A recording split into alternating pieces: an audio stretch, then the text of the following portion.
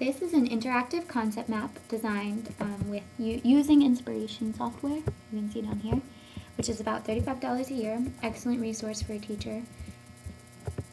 This concept map can be used by the teacher to go through a topic with students in an interactive way. They can send the link to students and tell them to familiarize themselves with it, or students can actually do this themselves.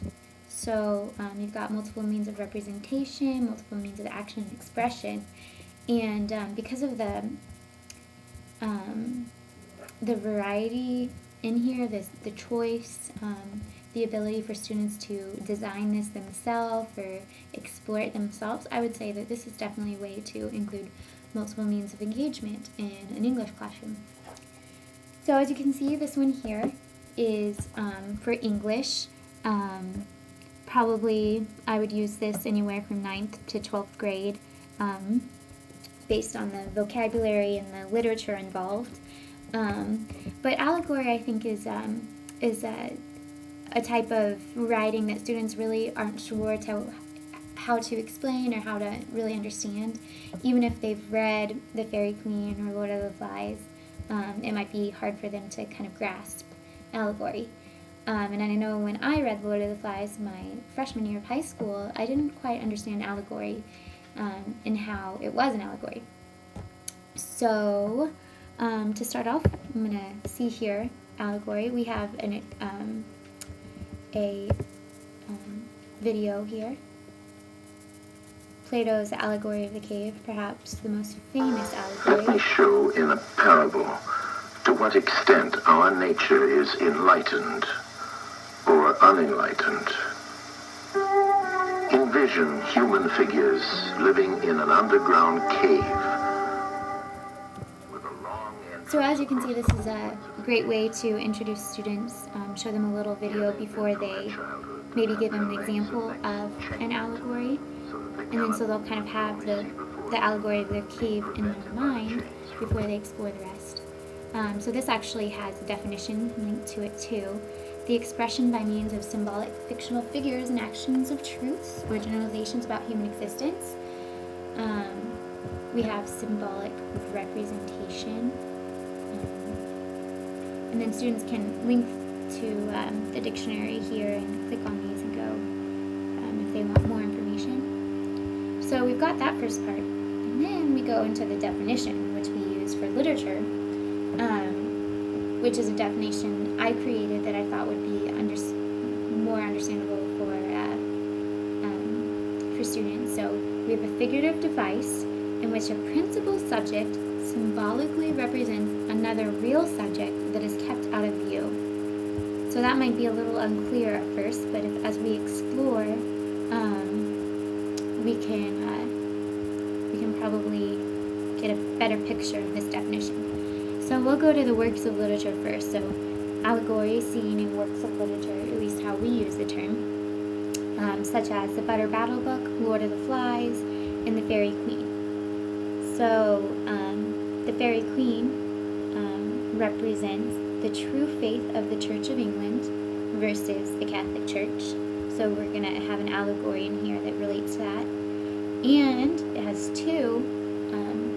It's also praise of Queen Elizabeth, but it's all disguised in the Fairy Queen through characters, through symbols and motifs, and extended metaphors.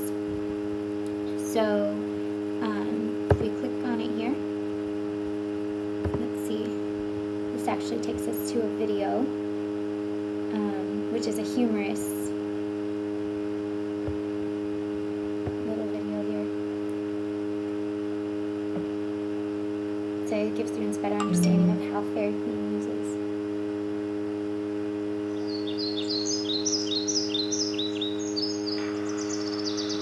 Hello, I'm the Red Cross Knight.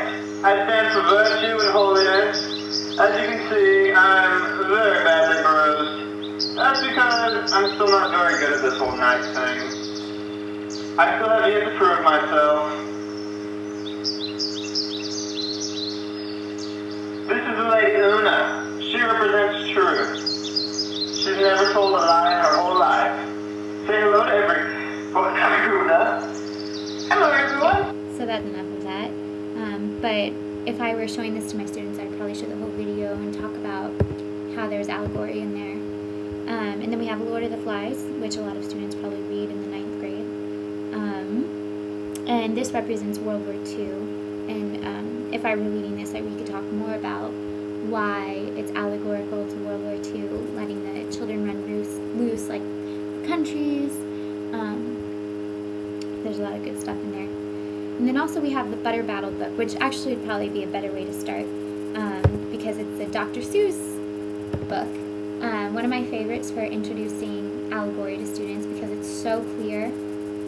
Students are usually familiar with either the book or with Dr. Seuss. It's allegorical to the arms race.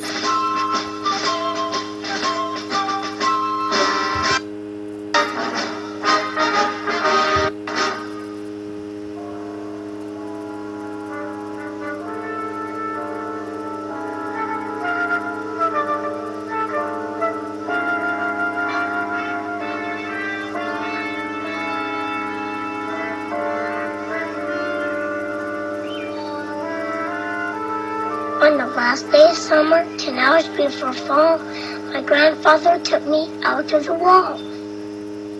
For a while we stood silent, and finally he said, with a very sad shake of his very old head, As you know, on this side of the wall, we are Ukes. On the far other side of this wall, live the Zooks. So this kind of leads into an allegorical representation of the arms race. You've got them building weapons that get bigger and bigger and bigger. Here's a weapon there, bigger and bigger, until you finally get, I don't know if it shows it, the Bitsy Big Boy Bomberoo. Oh, no, the bombs are getting bigger and bigger. Until finally they have to come to an armistice. Peace agreement. So you can use this for Soviet Russia and United States. It's allegorical to that. Great introduction to allegory. So then we can get into some of the nitty gritty. We already said that it's by means of symbols and motifs such as the conch shell in Lord of the Rings, the bomb, or the weapons in Butter Battle Book. There's dragons and other knightly things in the Fairy Queen.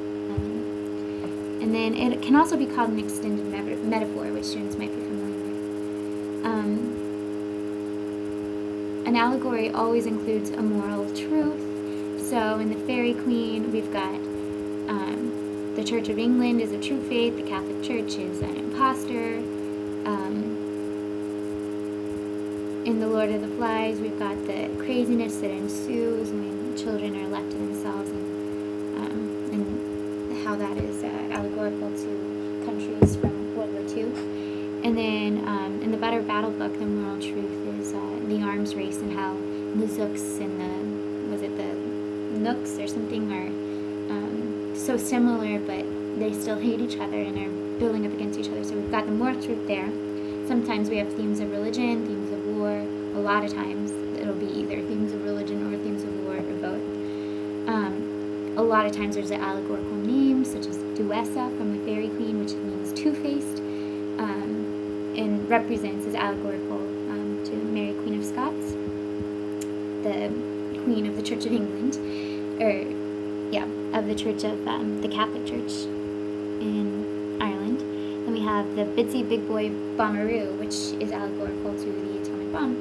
So yes, this is a great way, interactive concept map for students to explore different themes, different topics, especially when they're a little bit difficult to understand.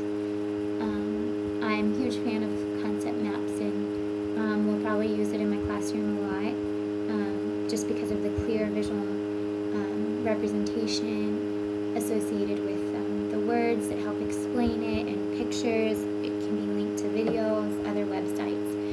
So I'm definitely a fan of this, and I think it'll be really useful for students